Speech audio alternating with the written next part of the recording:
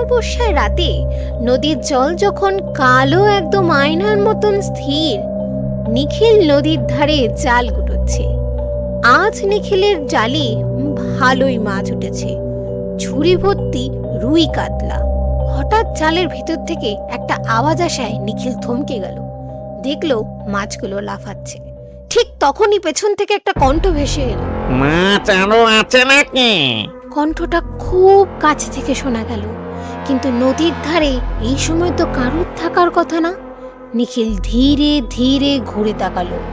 চাঁদের ফিকে আলোয় দেখলো একজন লোক দাঁড়িয়ে আছে, গায়ে ভেজা লুঙ্গি, চুল লম্বা, মুখ ভর্তি কাদা।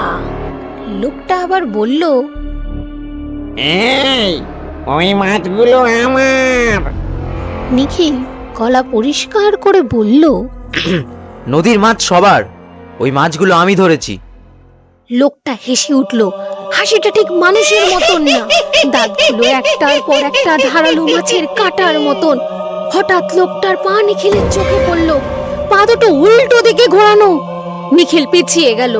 ঠিক তখনই লোকটা নদীর দিকে আঙুল তুলে বলল, আমি মেছো, ডুবে ডুবে মাছ খাই।